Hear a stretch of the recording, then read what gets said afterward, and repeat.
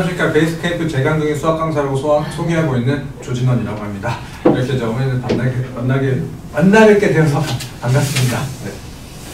그래서 오늘 이제 저와 이렇게 좀 자리해 주신 만큼 제가 이제 최대한 드릴 수 있는 정보들 좀 드리려고 노력을 했습니다. 그래서 이렇게 자료 준비했고요. 일단 먼저 조금 시작하기 전에 당부 말씀 좀 드리고 싶은 것은 이제 뭐 어머니들 다른 학원도 마찬가지로 이제 뭐 여기저기 설명회 좀 많이 다녀보셨을 거예요.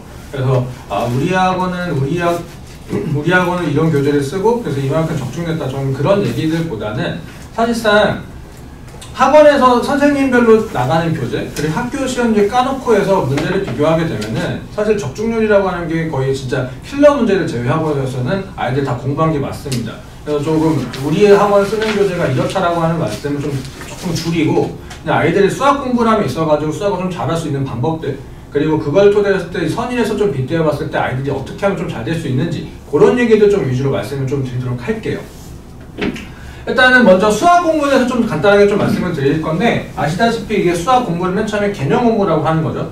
개념을 공부를 하고 그 개념을 잘 이해했는지 기본적인 문제들 좀 많이 풀어보면서 그래서 그 기본적인 문제를 풀면서 사고에 대한 훈련을 하고 그래서 그 사고에 대한 훈련들을 토대로 해가지고 고난도 문제를 풀어봤을 때 아이들이 이제 이렇게 해서 문제를 해결할 수 있겠구나 라고 하면서 수학 공부를 좀 마무리를 좀 짓게 되죠.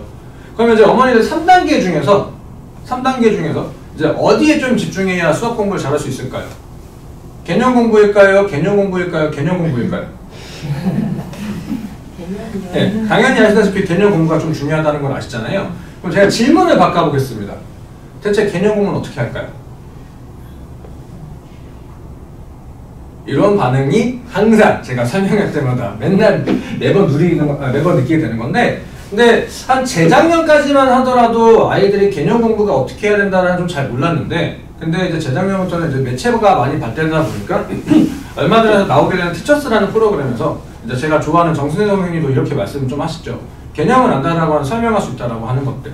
사실상 그런 것들이 이제 어떤 건지는 좀 어머니들이 와닿기는 조금 어려우실 것 같아서 좀 사례를 좀 한번 들어본다면은 어머니들께서 당연히 요리 잘하시잖아요. 그래서 자제분께서 이제 엄마 나 우리 엄마가 해주는 닭볶음탕이 너무 맛있어. 이거 어떻게 비법 좀 알려줘.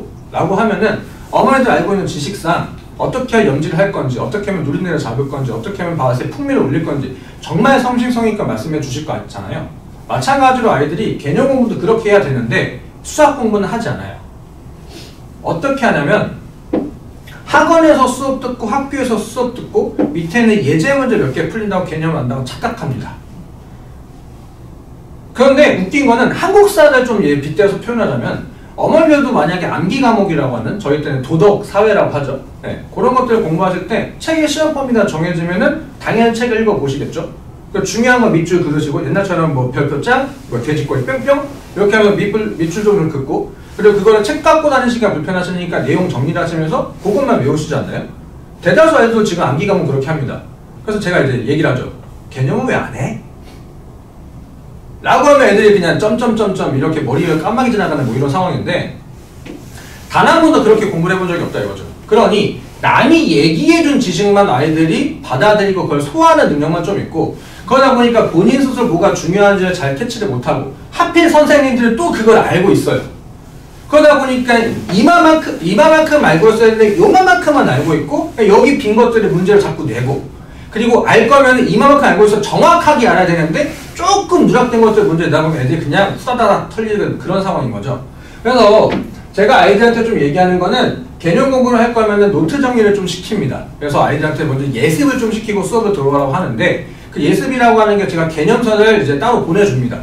따로 보내주고 그것을 수업 정리를 한번 해보고 그리고 수업을 들어왔을 때 내가 책에서 봤던 내용이 이런 건데 수업을 토대로 해서 확인받는 느낌.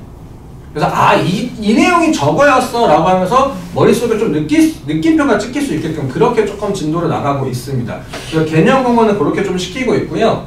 근데 그 개념 공부라고 하는 것이 사실 잘 된다고 하더라도 수학 문제 푸는 건 좀 다른 얘기입니다.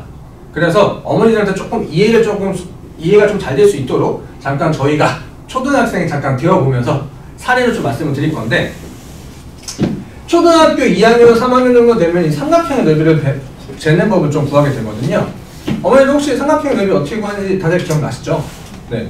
윗변 곱하기 높이에서 이제 절반을 하면은 2분의 1을 곱하면 삼각형 넓이가 나옵니다. 그럼 이렇게 해서 우리가 이 개념을 배웠으면은 이 개념을 한번 확인해 보겠죠? 개념 확인. 그래서 얘들아, 요런 도형에서 우리가 넓이를 재어보자 라고 해서 선생님이 문제를 준다면 어떤 한 학생이 선생님 밑변이 없어요 라고 얘기를 할 수 있겠죠. 사실 저는 이 밑자라고 하는 게 좀 가스라이팅이라고 생각을 합니다. 근데 사실 이게 참 안타까운 고3까지도 적용을 받고 있어요. 아이들이 삼각형의 넓이라는 걸 자꾸 밑변이라고 아랫변이라고 하는 걸 자꾸 찾으려고 노력을 해요. 그래서 이제 선생님이 이렇게 정확히 정정을 해주시죠. 얘들아, 밑변이라고 하는 것은 우리 마음속에 있는 거란다. 사실 한 변의 기준을 잡아놓고 나서 맞은편 꼭지점에서 우리가 기준을 정한 선분에다가 수선의 발을 직각을 만들었을 때 그때 요 변과 이 변을 곱해서 만들어지는 게 그게 넓이란다 라고 이제 말씀을 해 주시겠죠. 정확하게. 그러면 아이들의 반응은 두 가지입니다.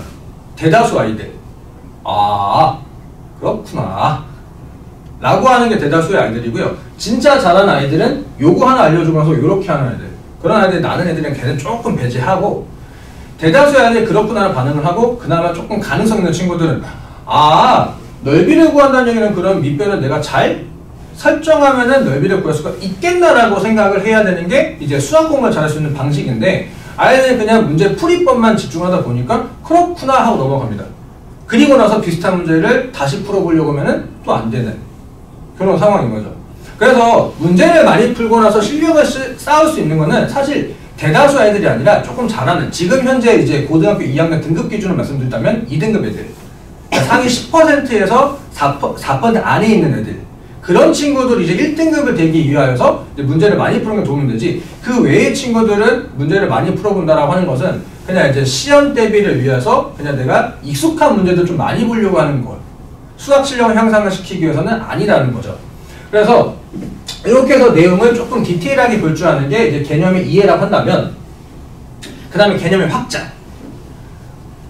그 다음에 이제 요 삼각형이 두 가지가 있는데 넓이를 구하려면 또 똑같이 밑변을 이렇게 해서 설정할 수 있을 거예요. 만약에 요 놈을 밑변을 하게 되면 이렇게 해서 구하면 되는데, 근데 저는 살짝 이제 특이한 놈이라 선생님 이걸로 하면 어떻게 해요? 라고 한다면은 높이를, 얘들아 이걸 조금 더 길게 해서 이 선분이 아니라 직선이라고 하는 개념으로 봐서 더 늘려서 맞은편 꼭지점에서 수선의 발을 내리꽂아서 만들 수 있다라고 이제 개념 확장시킬 수 있는 거죠.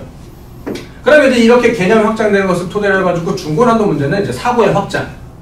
그러면 이 공식에 대하여서 밑변 곱하기 높이라고 하는 건데, 그럼 키포인트는 결국 사실 그러면 높이라고 하는 것은 꼭지점에서 내리꽂는 거니까 삼각형이 어떤 모양이라고 할지언정 밑변만 같다면, 높이만 같다면 생긴 거와 상관없이 넓이가 다 같다는 얘기가 되겠죠. 이런 것도 이제 개념의 확장이라고 보시면 됩니다. 사고의 확장. 그래서 이렇게 요 정도의 문제를 좀 잘 다룰 수 있어야 이제 선일에서는 이제 조금 점수가 좀 잘 나오는 상황이고, 그리고 나서 이제 고난도 문제들은 어떻게 나오는 거냐? 고난도 문제는 문제 해결 능력. 그러면 니들이 아는 건 이런 건데 이런 상황에서 이 개념을 써볼 수 있겠니? 라고. 여태까지는 그냥 도형, 빈백지에서 했던 것들을 좌표평면에 갑자기 상황을 딱 바꿔버립니다. 근데 이러면서 넓이를 구하라고 하는 것들. 그러면 아까 이제 거기서 넓이를 구할 때 가장 중요한 게 뭐였다? 밑변을 정하는 게 제일 중요하겠죠. 어차피 상황은 몇 개밖에 없는데, 3개밖에 없는데. 근데 참 안타까운 건 아이들이 그렇게 생각을 못합니다. 3개밖에 없어서 3개를 다 해봐야 된다는 게 아니라 뭐로 하지? 어떻게 구하지? 이런 거에 좀 집중을 많이 합니다. 그러면 이제 여기서 제일 만만한 건 요 변이 제일 만만할 거고, 이렇게 넓이를 구해서 가는 게 이제 사고의 확장이라 좀 보시면 됩니다. 그래서 중고난도 이렇게까지 나오는데, 그러면 이제 요런 상황을 조금 고난도 문제 해결, 고난도 문제는 개념과 다른 상황이 섞여 있을 때 이걸 해결할 수 있는지를 보는 건데, 근데 어머니 같이 하시면 충분히 하실 수 있습니다.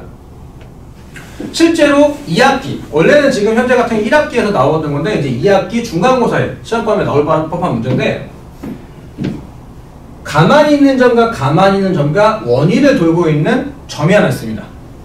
그럴 때 이 삼각형의 넓이의 최대값 또는 최소값을 물어보는 문제들이 있어요.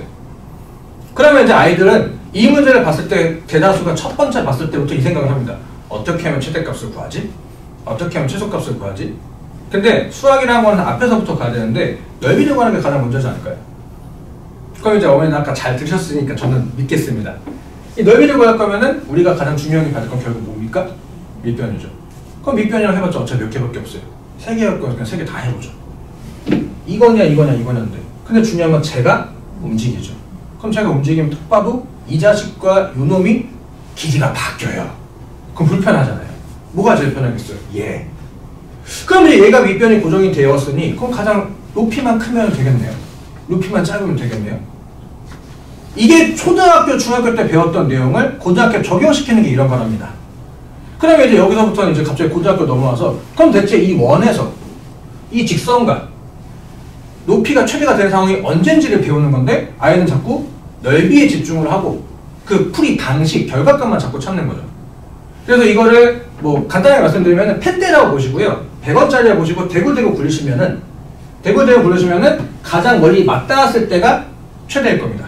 그리고 가장 먼저 맞닿는 곳이 높이가 최소여서 이렇게 나오는 건데 이런 것들이 이제 지금 이제 조금 기본 문제로 좀 자리 잡았고요. 이 기본 문제를 토대로 해가지고 이제 타 학교도 마찬가지로 아이들한테 사고를 확장시킬 수 있는 거는 당연하게 선생님도 생각하는 게 이 상태로 넓이를 구할 수 있으면 이런 것도 해결할 수 있겠지 이 정도 생각해야지라고 내는 문제들이 이 안에서 삼각형의 넓이를 만들 건데 자연수가 되는 게 몇 개냐라고 물어봅니다. 어떻게 해야 될 것 같으세요, 어머니들? 또 여기서 대다수 아이들이 자연수라는 숫자에 꽂혀 있어요. 자연수를 만들려고 해요. 자연수를. 근데 상황을 잘 따져보면은 결국 어차피 커봤자 파란색일 거고 작아봤자 이건데 그 사이 안에 뭔가 있겠죠. 그렇게 생각해 주시길 바라는데 아이들 자꾸 결과값 뭐 사실 이게 좀 안타까운 게 우리나라가 이제 어릴 때부터 학원 문화가 좀 많이 익숙하다 보니까 이제 수학이라는 걸 빨리 풀어야 밥도 편하게 먹을 수 있고 그리고 이제 어머니들 안 그러셨나요? 숙제 안 하면 밥 먹지 마! 농담만 이제 이렇게도 말씀도 하시고 그리고 애들이 좀 빨리 해야 본인들 이제 시간이 줄고 이렇게 공부하는 시간이 주니까 이제 그 부분은 자기 노는 데 쓰다 보니까 답을 내는 거에 많이 좀 고민을 했고 사실 초등학교, 중학교 때는 그렇게 공부하는 게 좀 맞기도 했습니다. 근데 이제 고등학교에 갑자기 이제 와서 이런저런 생각을 하면서 문제를 풀려고 하다 보니까 그런 게 좀 잘 안 되다 보니 저는 아이들한테 그런 생각의 흐름을 좀 많이 집중하면서 얘기를 합니다. 그래서 사실 많은 문제를 풀기보다는 한 문제를 좀 풀더라도 그러니까 기본적인 문제는 빨리 푸는 연습은 하고요. 근데 중고나도 난이도가 조금 있거나 내용이 좀 추가되면서 아이들이 생각을 좀 뚫어야 될 때는 그때는 한 문제를 다 같이 좀 고민하면서 천천히 나가면서 그래서 수업 시간을 2번은 나가는데 한 번은 빨리 푸는 데 집중, 하나는 다 같이 고민하는 데 집중 그렇게 좀 수업을 나가고 있습니다. 그래서 단순하게 이제 개념 열심히 안다라고 해서 문제를 잘 풀기보다는 그것들의 키포인트가 뭔지 문제를 풀면서 내가 어디를 잘 모르는지 어떻게 해야 확인받을 수 있는지를 아이들 고민을 해야 되는 저렇게 좀 공부를 시키고 있고요. 그래서 제가 이제 요거 같은 경우는 제 강의 노트긴 한데 예시로 갖고 온 거고요. 실제로 아이들한테 이렇게 개념 노트를 작성을 좀 하라고 시킵니다. 아까 예습하다고 말씀드렸다시피. 그래서 이렇게 예습을 좀 열심히 하는 친구들 있고 반면에 또 이제 적당히 하는 친구도 있어서 그럴 땐 열심히 또 잔소리도 하고 그래서 최대한 저의 스타일을 조금 이제 입혀서 아이들 좀 잘 될 수 있게끔 좀 해보려고 하고 있습니다.